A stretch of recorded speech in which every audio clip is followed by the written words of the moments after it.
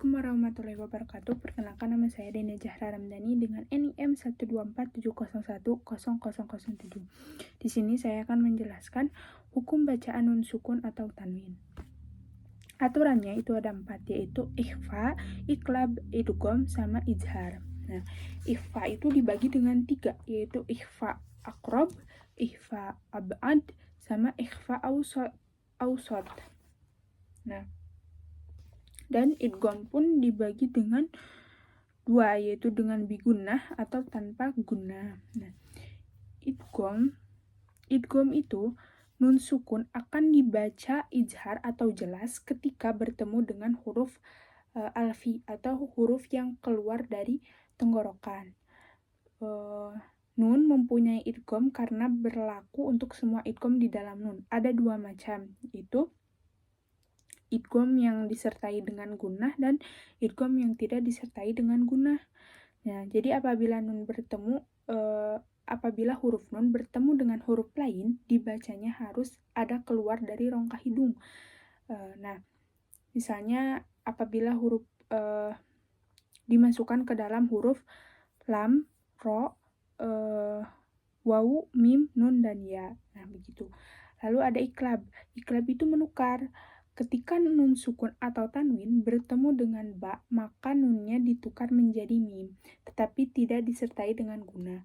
Nah, sedangkan ikhfa itu samar, yang dimana kita bisa ambil contohnya huruf nun. Huruf nunnya ada, tetapi dibacanya samar gitu. Nah, ikhfa sendiri itu terbagi dengan 3, yaitu ikhfa aqrab, ikhfa ab'ad, sama ikhfa awsat. Nah, ikhfa aqrab itu nun bertemu dengan huruf yang paling dekat dengan makhrajnya, yaitu huruf da, to, dan ta. Ikhfa ab'ad itu nun bertemu dengan huruf yang paling jauh dengan makhrajnya, yaitu qaf.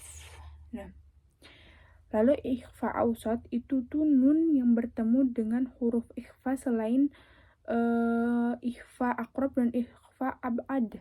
Nah, yaitu so, do, fa, zim, sa, shin, za, sa, dal. Nah, kayak gitu. Nah, kita kembali ke gunnah. Nun sukun atau tanwin, kita kembali ke idgham.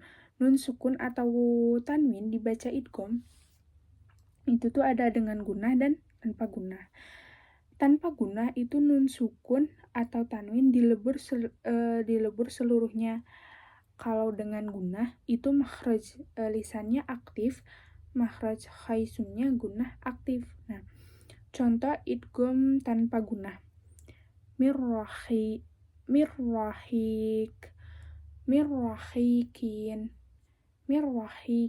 Nah, kalau idgham dengan gunnah itu terbagi dengan 2. Ada idgham terbagi dengan 2, yaitu kamil sama nakis. Nah, nakis itu dengan gunnah.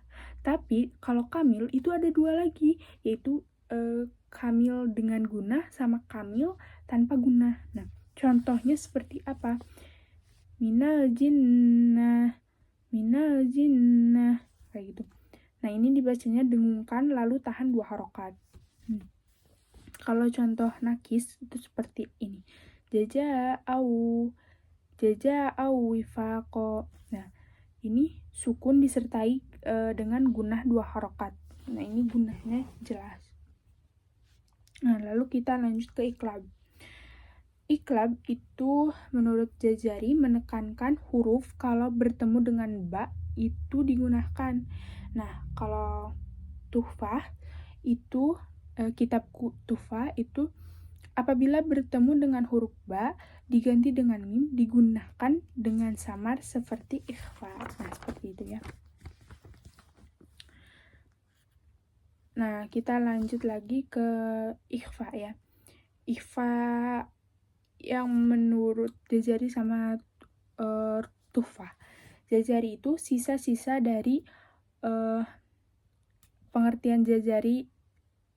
pengertian ikhfa menurut Jazari itu sisa-sisa dari huruf tadi, sedangkan tuhfah itu di huruf-huruf sisanya ada 5 setelah dari 10 rumusnya dalam bait-bait berikut. Nah, jadi huruf-huruf ikhfa itu ada sisa-sisa dari huruf-huruf yang tadi telah disebutkan. Nah, huruf ikhfa itu ada 15. Itu saja mungkin yang dapat saya sampaikan. Terima kasih. Wassalamualaikum warahmatullahi wabarakatuh.